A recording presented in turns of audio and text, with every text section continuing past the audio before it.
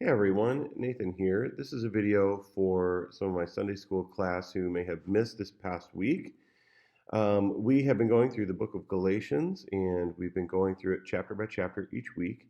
And this week we looked at chapter 5. We didn't actually get through the whole thing, but we looked at chapter 5, and next week we're going to look to finish the book up. So I know that some of you have been attending Pastor Matthew's class on tactics, and I wanted to give you a chance to just kind of keep pace with us on Galatians so you can kind of finish the book up. What I want to do just to start off is to kind of give you a reminder of where we've been. At the end of chapter 4, Paul does this comparison between Hagar and Sarah. He kind of compares them as covenants. And Hagar is the slave woman, and Sarah is the woman of the promise, so to speak. And Paul seems to be indicating to these Galatians that if you go back to the law, if you go back to circumcision and all these other things, it's as if you're going to that slave woman. You're not really aligning yourself up with the promise. He is not using like a super strict, detailed comparison between Hagar and Sarah and the covenants, but he is just trying to make a general comparison. And we can see, if we remember at the end of chapter 4, what he says is, therefore, brothers and sisters, we are not children. Therefore, when we think of like Isaac or Ishmael, we are not children of the slave woman, but of the free woman. So we're children of the promise. And this is where there's a chapter break at the end of chapter 4, in the beginning of chapter 5. I really don't like where this break is because I actually think 5:1 nicely rounds off that Hagar and Sarah section. Let me read it.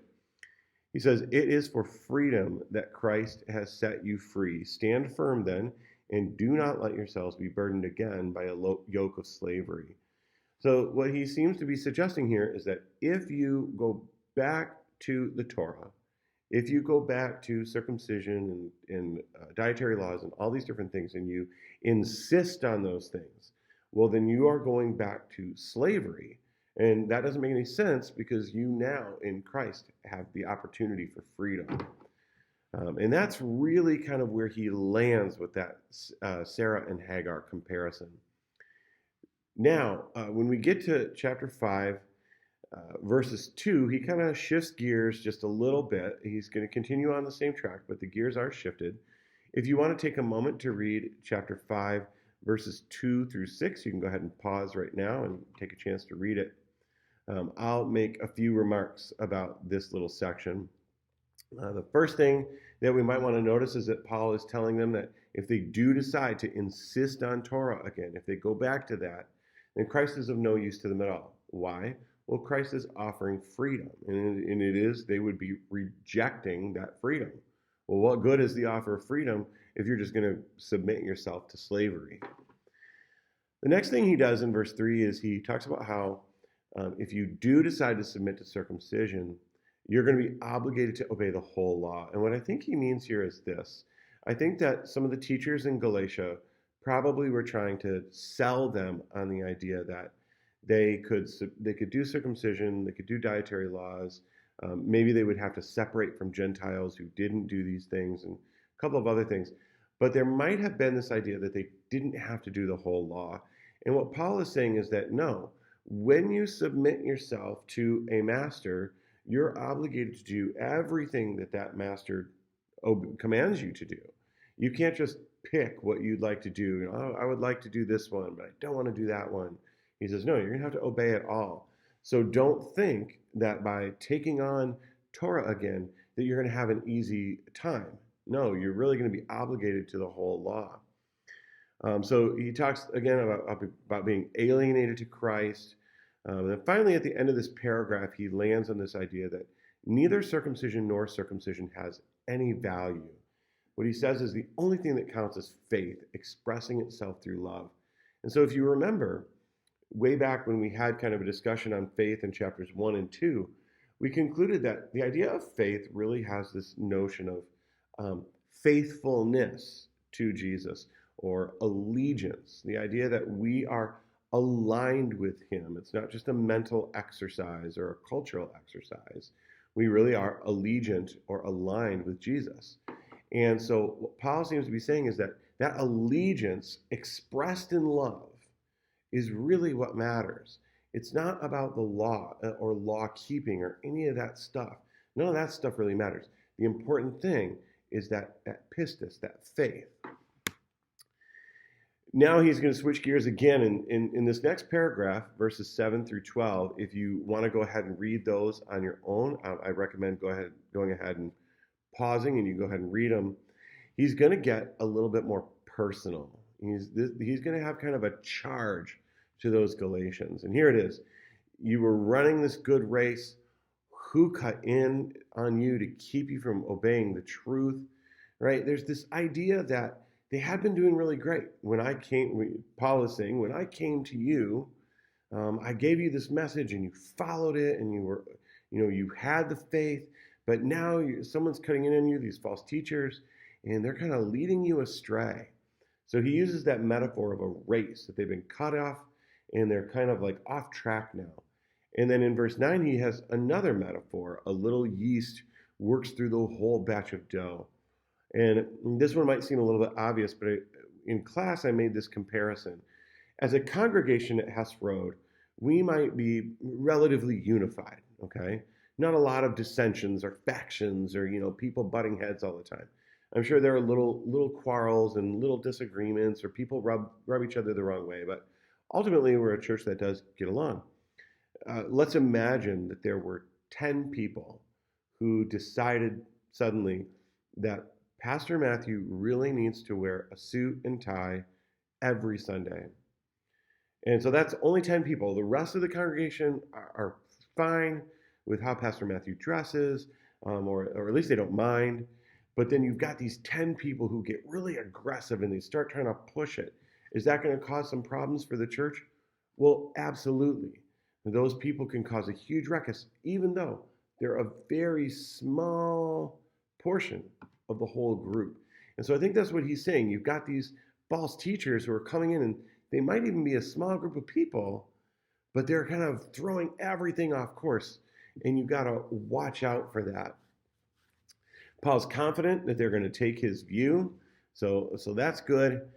He talks a little bit about persecution. I want to kind of touch on this just for a moment because I think it's important because it's going to come up again in chapter 6 a little bit.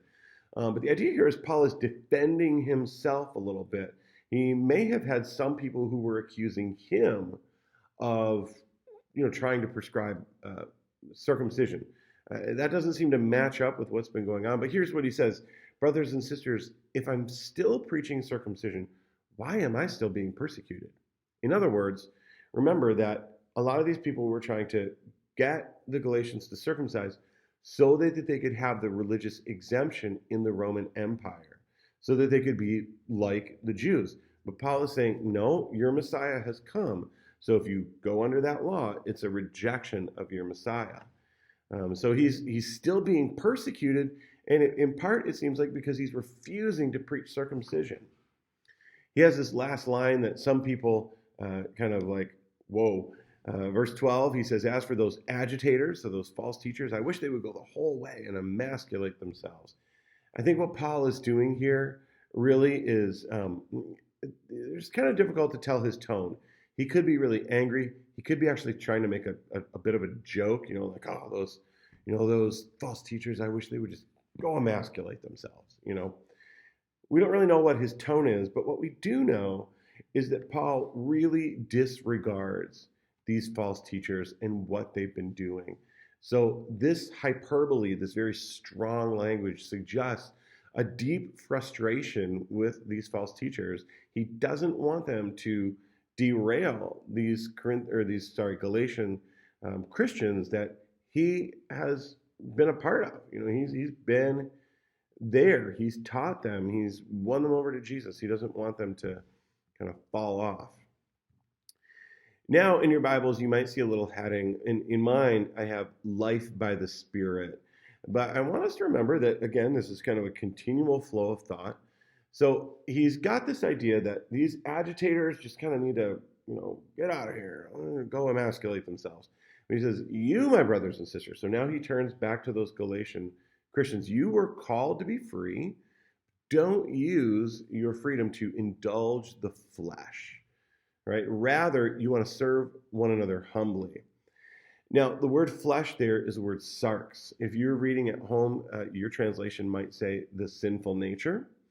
But really, this word sarx in Greek it just means flesh. And there's been different interpretations of sarx over the years. What I want to do is rather than try, especially in this short video, to kind of like dig into all that controversy, I want to point out how Paul contrasts the sarx with the spirit. Okay, so we've got this idea that instead of indulging in the flesh, you should serve one another humbly. So that's one contrast. Indulge in the flesh, serve humbly. And the second thing he does here in verse 14 is he points to the law. If you notice here, he's going to say the entire law is fulfilled in one command: love your neighbor as yourself. And that's from Leviticus. If you check your footnotes, you'll see that's Leviticus, I believe it's 19:18 off the top of my head. And so he's calling these Galatian Christians to not only reject Torah, but he's actually pointing back to the law. He's saying, remember this commandment in Leviticus? Well, this is the thing. This is the center of it. And so he's contrasting this desires of the sinful nature with serving yourselves humbly. Then he's going into this is the center or the core of the law. Then lastly, he has this very strange, what some people might see as a strange verse 15. If you bite and devour each other, watch out or you will be destroyed by each other. I actually think this is really connected to the fact that he's just told them the center of the law is to love your neighbor as yourself. And that gets contrasted with this biting and devouring each other. It seems that what Paul is really on the lookout for right here is that the Galatian Christians are going to be divided. Okay, they're kind of like going at each other. Some commentators actually think that Paul might be worried about physical violence. I don't know if that's the case, but I do think it's right to look at this paragraph and know that what the Galatian people are doing in their striving after the law is that they're causing these divisions. They're causing these factions. And Paul's going to lay that out a little bit more in a moment. But Paul is equating that with the sinful or the sarx, the flesh, or what you might have translated as sinful nature. So for him, this whole teaching, this whole problem that they have going on isn't creating unity in the church. It's creating division. And he's warning against that. And he'll go even a little bit further than that. Here, in our last paragraph that we're going to look at today, in this video, if you want to pause, you can read verses 16 through 18. Paul is talking about walking through the Spirit. So if you do that, if you walk by the Spirit, then you're not going to gratify those desires of the flesh or the desires of the sarx. And the desires of the sarx, he's going to open that up more in a minute. But right now, the clues that we have are this: if you bite and devour each other, you might indulge that. And the opposite is to walk humbly with one another in love. So if you walk by the Spirit, then you're not going to gratify those desires. You're going to have unity. For the flesh desires what is contrary to the Spirit. So these two things are oil and water. They just don't mix up with one another. They're in conflict with one another, so you are not to do whatever you want. But if you are led by the Spirit, you are not under the law.